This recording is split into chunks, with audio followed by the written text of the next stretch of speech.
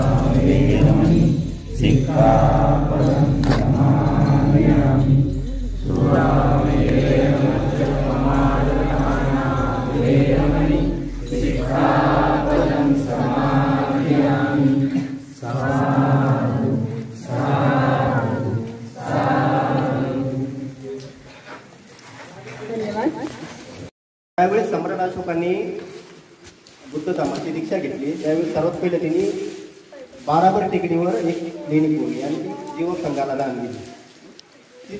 त्यापासून लेणी तयार करण्याची प्रथा चालू झाली. म्हणजे त्याचे जे मांडलिक राजे होते त्यांनी सुद्धा लेणी तयार करण्यास सुरुवात केली. आणि सम्राट अशोकांनी ज्यावेळेस लेणी तयार केली त्यावेळेस त्यांनी असा विचार केला का मी अशी वस्तू तयार करत का जोपर्यंत चंद्र सूर्य आहे तोपर्यंत या वास्तू राहतील. आज आपण बघतो 2000 वर्ष झाले 2200 वर्ष झाले तरी या लेणी याच अवस्थेत आहे. काहीच बदल नाही झाला. सूर्य आहे चंद्र आहे आणि लेणी आहे. आता आपण एखादं घर जर बांधलेलं असेल 2000 वर्षापूर्वीचं एखादं घर आहे का कोणाला सांगू शकाल? मग हा वारसा 2000 वर्षापूर्वीचा आहे तुमच्या काळातील आहे. किती पवित्र असा वारसा आहे आपण त्याला जपलं पाहिजे. बरोबर आहे ना? मग लेणी का तयार केल्या? दान दिलेलं आहे. त्यानंतर आम्रपालीने देखील दान दिलेलं आहे. त्यानंतर सर्वात मोठं जर दान दिलेलं असेल या धम्मामध्ये तर सम्राट अशोकांनी दिलेलं आहे. या धम्मामध्ये दान ते कोणतं दिलेलं आहे? आपली मुलगी संघमित्त आणि मुलगा महेंद्र याला संघाला दान दिलेलं आहे. खूप मोठं दान आहे. तरी आपल्याला इतकं मोठं दान द्यायचं आहे का? नाही द्यायचं दान. तर आपल्याला कोणतं दान द्यायचं आहे? प्रत्येक महिन्यामध्ये असेल एखाद्या वेळेस लेणीला भेट द्यायची आपल्या. आपण तर जास्तीत जास्त आपले बौद्ध बांधव विहारात काही जात नाहीत. जातात का? नाही जात नाही विहारामध्ये. तर आपण या बुद्ध लेण्यांना व्हिजिट दिल्या पाहिजे. कारण की तिथं न गेल्यामुळे इथं वेगळंच पाहायला भेटतं आपल्याला. आणि श्रमदान झालं आणि धम्मदान देखील आहे. धम्मदान दिल्याशिवाय टीम काही मोठी होणार नाही. कारण की आम्ही पुण्याहून आलेलो आहोत. काही सर मुंबईहून आलेले आहेत. कारण की त्यांना काम असतात नसतात काम आपण पाहतोय ना. ते काम सोडून येतात. काय येतात ते त्यांना काय फायदा भेटतो याच्यामधनं? भेटतोय का फायदा? काहीच फायदा नाही याच्यामधनं त्यांना. तरी पण ते आपला धर्म जागवण्यासाठी पुढच्या पिढीला आपण जर जपलं तरच पुढे कळेल ना. कारण की याच्यानंतर ते नष्ट होईल.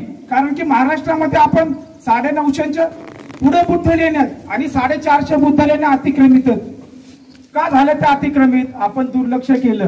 पण ज्या 400 लेण्या आहेत त्याच्यावरती आपल्याला अतिक्रमण होऊन द्यायचं नाही. का? कारण की आपण जर दुर्लक्ष केलं त्या पण 400 लेण्या अतिक्रमित होतील.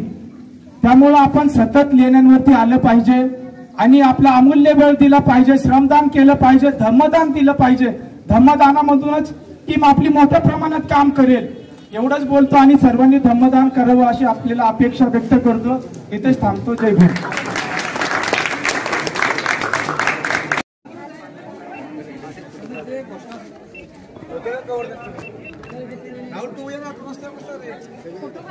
मी नाही नसलं तरी चालेल माझं. डॉक्टर बाबासाहेब आंबेडकरांचा, भगवान बुद्धांचा. तीन 2